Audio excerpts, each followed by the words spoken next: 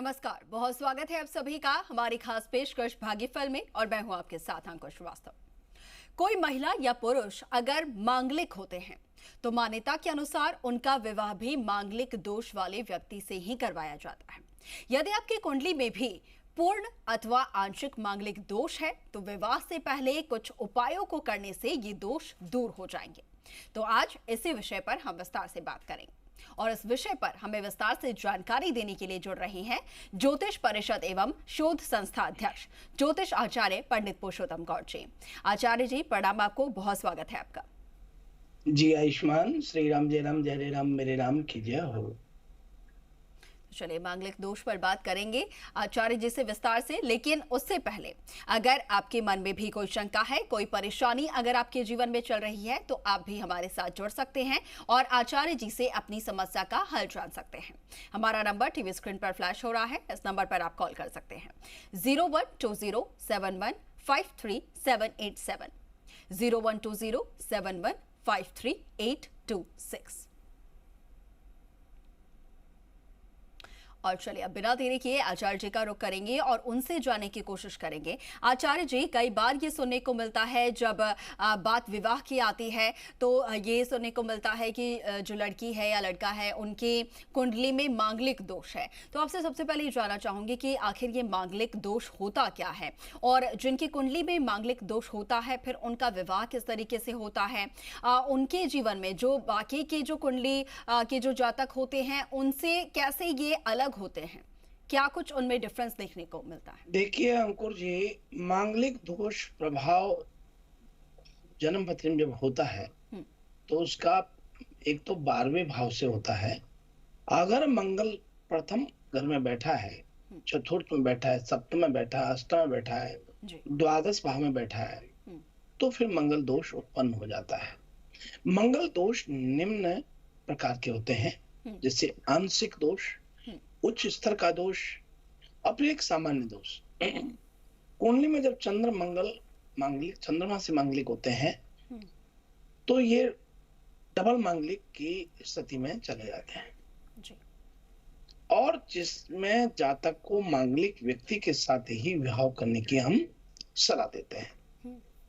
28 वर्ष के बाद मंगल दोष का प्रभाव थोड़ा कम होने लगता है, चाहे भले ही वो सामने वाला मांगलिक हो या नहीं हो, पर 28 वर्ष के बाद थोड़ा कम होने लगता है, परंतु पूर्ण रूप से समाप्त नहीं होता जी।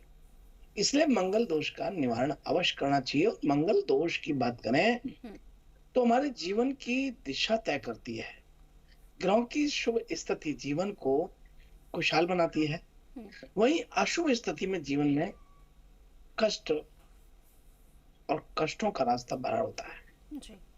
कुंडली में जब मंगल ग्रह विवाह से संबंध रखता है, अगर किसी की जातक की कुंडली में मंगल दोष है तो उनके विवाह में बाधा आती ही है और विवाह होने में विलंब होता है।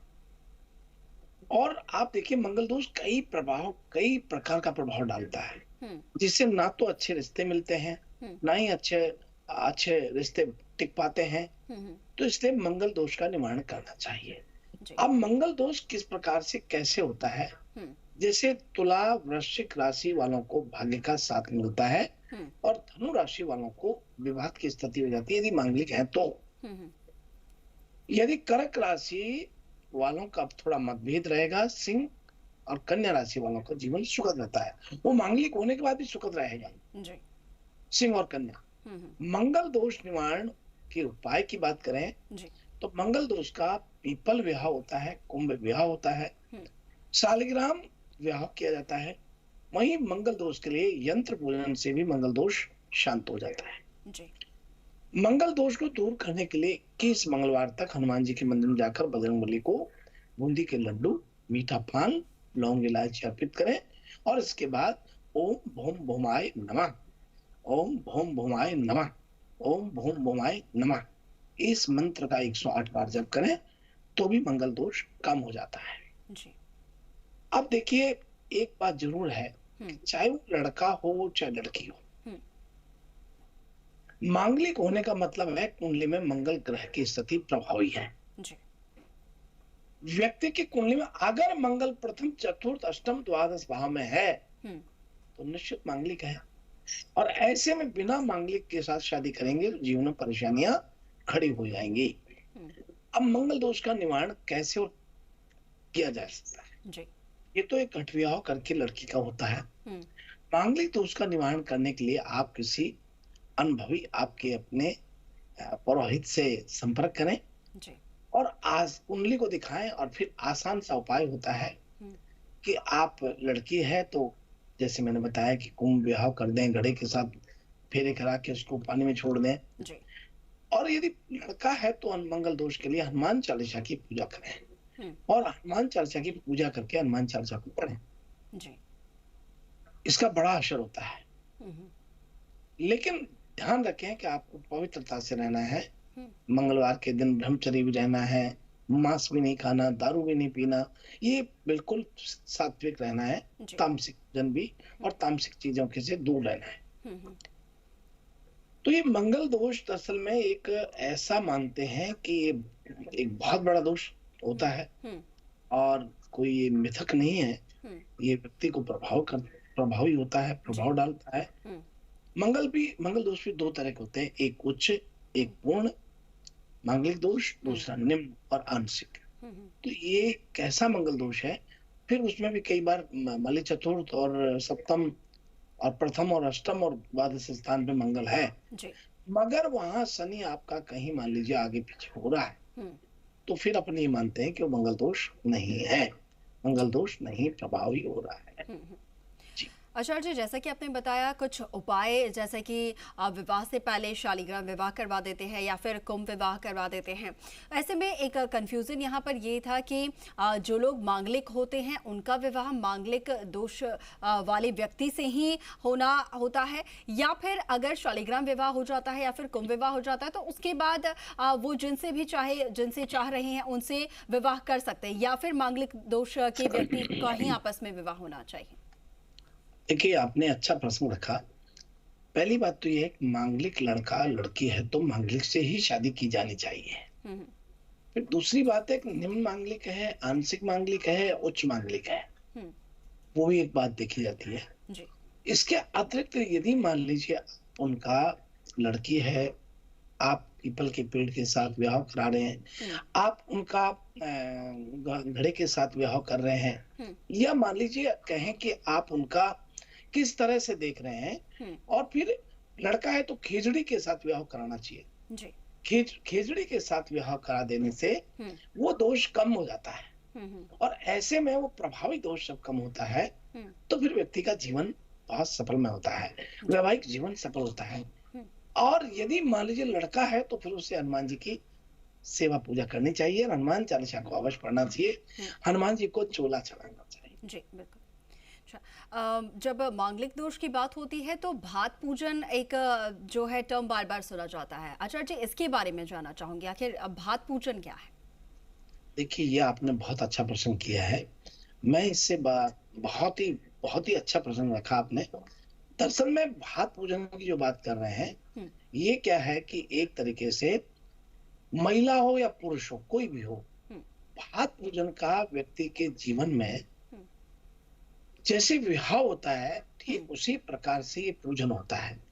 मंगल ग्रहों को लेकर के उसकी शांति के लिए, ग्रहों की स्थिति को देख करके, और फिर वो आंशिक है कि उच्च का है कि निम्न है, उसको लेकर के फिर ये भात पूजन का आयोजन होता है और उसके होने से ये दोष कमजोर पड़ जाता है जी। ठीक है आचार्य जी, हमारे साथ दर्शक भी जुड़ रहे हैं, उनसे भी जरा बात कर लेते हैं। बहुत स्वागत है, आप बताइए क्या जानना चाह रहे हैं आचार्य जी से। हेलो जी, नमस्कार। हेलो जी, आपकी आवाज मिल रही है। चरणों में सत प्रणाम जी। आयुष्मान श्री राम, जय राम जय राम मेरे राम। मैं जयपुर से बोल रहा हूँ, नंदलाल जी। मैं मेरी बेटी के बारे में पूछना चाहता हूँ। बेटी का नाम है रानू, उसका जन्म है 26 मार्च 1994 94 और सुबह 3:45 AM पे सुबह का जन्म है। जन्म स्थान जयपुर है। उसके संतान के बारे में पूछना चाहता हूँ बेटी की, तो कब तक कैसे होगी, उसको उपाय बताएं। आपकी बेटी को मंगल की महादशा चल रही है और शनि का अंतर है और शुक्र का प्रतंत्र है। शनि इनका लाभ घर में स्वराशि में बैठा हुआ है, और ये आपको बता दें कि इनको लड़का होगा निश्चित रूप से, लेकिन प्रथम लड़का होता है, लेकिन यहाँ पंचम भाव में केतु, हालांकि 0 डिग्री पे ही है, 1 डिग्री कोई ज्यादा मायना नहीं रखता, लेकिन ये देरी कराता है। आप कृपा करके बच्ची के हाथ से काला कुत्ते को प्रतिदिन रोटी देना शुरू करें। 13 अक्टूबर के बाद कंसीव होता है और 2024 में इनको पुत्र प्राप्त होता है। आपको बड़ी मंगल शुभकामनाएं। कृपा करके बच्ची के, आपकी बेटी के ऊपर से लाल मसूर की 1.25 किलो दाल उसार करके किसी भी आपके कोई भी जमादार व्यक्ति आता है या कोई भी आता है, उनको दान कर दें तो बहुत उत्तम रहेगा। ऐसा करना आपके और बच्ची के हित में बहुत बहुत मंगल में रहेगा। बड़ी मंगल शुभकामनाएं। बहुत शुभकामनाएं रानू जी आपको। और आचार्य जी, दर्शक लगातार हमारे साथ जुड़ रहे हैं और भी दर्शक हैं, बहुत स्वागत है, आप सवाल कर सकते हैं। हेलो, राम राम पंडित जी। राम राम जी। पंडित जी, मैंने अपने मामा जी के बारे में पूछना है। उनका नाम है Suresh Singh, date of birth 5/12/1975, time सुबह 6:30 बजे और जगह पठानकोट का है। पंडित जी, मैंने पूछना था कि ये ड्रग्स वगैरह बहुत करते हैं, हेरोइन लेते हैं। पंडित जी, बीच में से छोड़ते भी हैं, दवाई भी खाते हैं, फिर अचानक से शुरू हो जाती है, तो हमें पता नहीं इसका कारण क्या, और हमें कोई उपाय बताइए अच्छा सा कि ये छोड़ दें।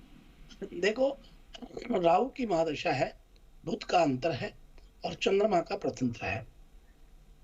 आपके मामा जी का सब कुछ वैसे मुझे सामान्य दिख रहा है, लेकिन ये इनका प्रॉब्लम है, और वो प्रॉब्लम निश्चित रूप से होनी चाहिए, क्योंकि यहाँ इनकी जो लगन है और शनि इनका जो अस्तमेष हो रहा है वो इनको गलत चीजों की तरफ ले जाता है। इनकी आयु के घर में शनि वक्री हो रहा है, तो इनको ये भाग्यवश बहुत नुकसान देता है।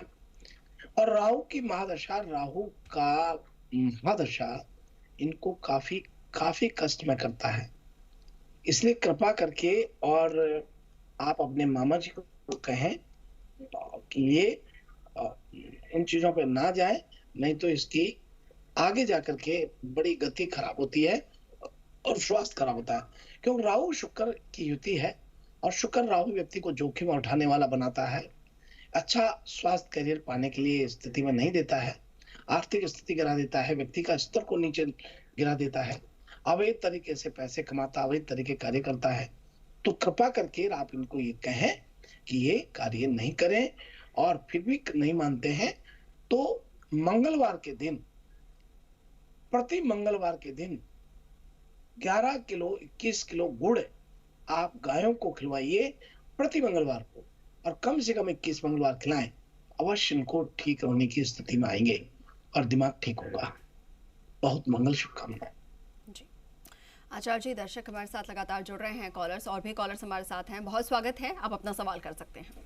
हेलो, मैं सुरेंद्र बोल रहा हूँ सुजानगढ़ से। जी नमस्कार सुरेंद्र जी, बहुत स्वागत है।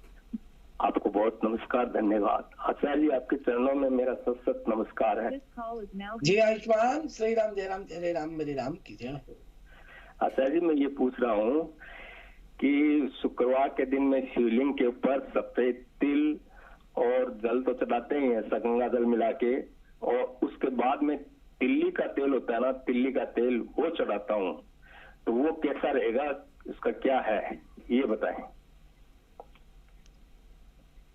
देखिए, ये आपने बड़ा अच्छा प्रश्न किया है और बहुत अच्छी बात है, और इसका महत्व जानना चाहते हैं तो ये बहुत सही बात है, तिल्ली का तेल भगवान को चढ़ाना।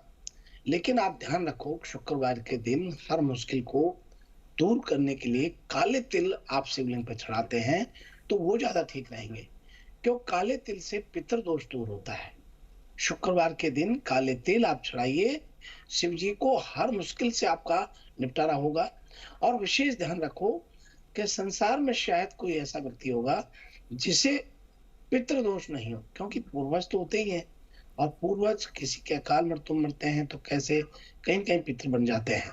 इसलिए आप पूजा पाठ कर्मकांड के दौरान शुक्रवार के दिन काले तिल शिवलिंग पर चढ़ाइए, अवश्य ठीक रहेगा। वैसे तंत्र शास्त्र में कहा है शुक्रवार के दिन की भी पूजा बहुत व्यक्ति को हर चिंता से मुक्त करती है, हर समस्या से मुक्त करती है, और बड़े सौभाग्य के लिए शुभ मानी जाती है। पितृदोष विभिन्न प्रकार के संकटों से जो कष्ट देता है वो दूर हो जाता है। भूतों के अधिपति शिव की शरण लेने पर सब संकट टल जाते हैं। और सुरेंद्र जी, शुक्रवार के दिन शिवलिंग पर काले तिल चढ़ाओ, पितर दोष दूर होता है। सफेद तिल नहीं। सफेद तिल आप चढ़ाते हैं सोमवार को चढ़ाओ। चंद्रमा का भाव रख करके दूध में केसर मिला करके और केसर मिश्रित दूध को चांदी के लोटे या गिलास से सोमवार के दिन भगवान का अभिषेक करो, समस्त ग्रह दोष दूर हो जाता है। क्योंकि भगवान भोलेनाथ समस्त सृष्टि के नियता है। ऐसा कोई कार्य नहीं जो उनके लिए असंभव है। उन्हें याद करते ही हर संकट को दूर कर देते हैं और संकट आपके सामने आने ही नहीं देते जो भोले के भक्त होते हैं। शुक्रवार के दिन शिव पार्वती दूध मिश्रित जल से अभिषेक करें और काले तिल चढ़ाएं और पूजा के बाद उनसे क्षमा प्रार्थना करें। अपने कष्ट दूर करने की प्रार्थना करें और जल्द आपके समस्त दुख दूर होने के आशीर्वाद आपको प्राप्त होगा। बड़ी मंगल शुभकामना आपको। जी बिल्कुल। दर्शक हमारे साथ जुड़े हुए हैं। आचार्य जी, बहुत स्वागत है, आप सवाल कर सकते हैं आचार्य जी से।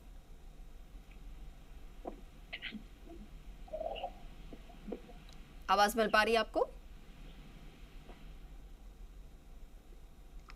जी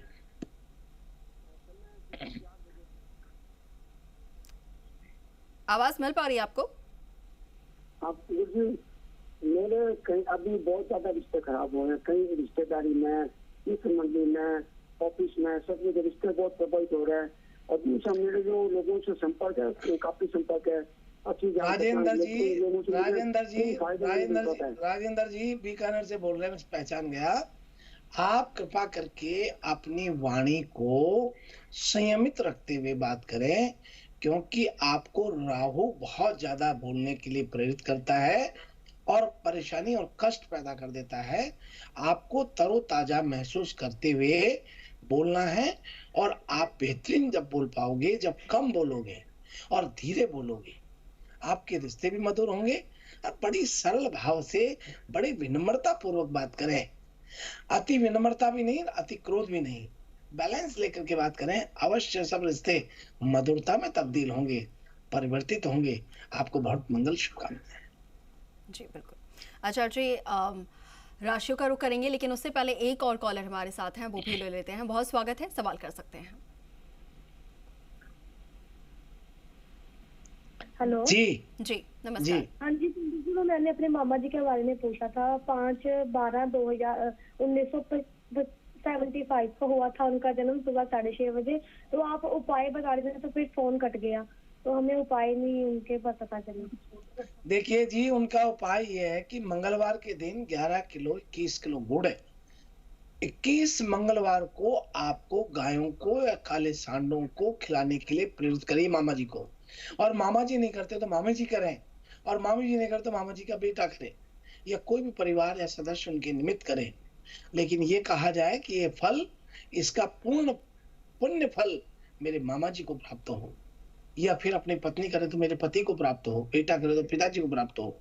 ऐसा कह के करने पर इनका दिमाग ठीक होगा और सब सही लाइन पे होंगे। बड़ी मंगल शुभकामना आपको। बिल्कुल बिल्कुल। चलिए आचार्य जी, राशियों का रुख कर लेते हैं, दर्शकों को बता देते हैं उनका दिन कैसा रहने वाला है। तो आइए हम सबसे प्रथम बात कर रहे हैं मेष राशि से। आज पूरा दिन आपका तरोताजा महसूस होगा, लोगों का भरोसा आप पर बना रहेगा। आज आपकी ईमानदारी से लोग प्रेरणा लेंगे। महिलाएं घर के काम से जल्द राहत पा लेंगी। आज आप दोस्तों के साथ समय बिताएंगे। कई दिनों से रुका हुआ पैसा आज आपको वापस मिल सकता है। बच्चों को घर वालों का सहयोग प्राप्त होता है। और अब आइए हम बात कर रहे हैं वृषभ राशि वाले लोगों की। आज आपका दिन बेहतरीन रहने वाला है। आज आप सोशल मीडिया के जरिए सामाजिक कार्यों में सहयोग देंगे। शिक्षकों की मदद से विद्यार्थियों का प्रोजेक्ट आज पूरा हो जाता है। किस्मत का साथ आपको आर्थिक लाभ दिलाता है। पहले की गई मेहनत का आज लाभ प्राप्त होता है। आज हर कोई आपकी बात को ध्यान से सुनने वाला रहेगा। और अब आइए हम बात कर रहे हैं मिथुन राशि वाले लोगों के लिए। आज आपका दिन बहुत अच्छा रहने वाला है। आज आप जो भी व्यापार शुरू करेंगे, उसमें आपको सफलता प्राप्त होती है। आज कार्यों में आपके दोस्त सहयोग करेंगे। इंजीनियरिंग से जुड़े लोगों की जल्द तरक्की संभव होती है। आप नया कारोबार करने की सोच रहे हैं, तो किसी अनुभवी व्यक्ति से सलाह जरूर लें। और अब आइए हम बात कर रहे हैं कर्क। आज आपका दिन सामान्य रहने वाला है। आपको किसी विवादित मामलों में दखल देने से बचना चाहिए। किसी बड़े प्रोजेक्ट में पैसा लगाने की सोच रहे हैं, तो पहले किसी अनुभवी व्यक्ति से सलाह जरूर ले लें। शाम को जीवन साथी आपको कुछ अच्छा बनाकर खिलाएंगे। छात्र आज अपने करियर को लेकर कोई बेहतरीन योजना बनाएंगे। और अब बात कर रहे हैं सिंह राशि वाले लोगों। आज आपका दिन बहुत अच्छा रहने वाला है। आज जो भी काम शुरू करेंगे वो समय से पूरा हो रहा है। आज आपको कैरियर से संबंधित नए अवसर प्राप्त हो रहा है। कॉमर्स के विद्यार्थी आज मार्केटिंग को समझने के लिए शिक्षकों की सहायता जरूर ले रहे हैं। ऑफिस के कार्यों में चली आ रही समस्या आज समाप्त हो रही है। नौकरी की तलाश कर रहे लोगों को आज बेहतरीन मौके प्राप्त हो रहे हैं। और अब आइए हम बात कर रहे हैं कन्या राशि वाले। आज आपका मन नई उमंगों से भरा रहेगा। लोग आपसे जुड़ने की कोशिश करेंगे। ऑफिस में आपकी बातों को अहमियत दी जाएगी। राजनीति से जुड़े लोगों को आज किसी सामाजिक कार्यक्रम में जाने का मौका मिलेगा। आज आपको धन लाभ के नए स्रोत प्राप्त होते हैं। और अब आइए बात कर रहे हैं तुला राशि वाले लोगों के लिए। आज का दिन सामान्य रहने वाला। आज दाम्पत्य जीवन में मधुरता बनी रहेगी। महिलाएं आज ऑनलाइन कोई नई डिश बनाएंगी। आज आपको पिता का सहयोग प्राप्त होता है। लेखकों के लिए आज का दिन बहुत अच्छा रहने वाला है। और अब बात कर रहे हैं वृश्चिक राशि वाले लोग।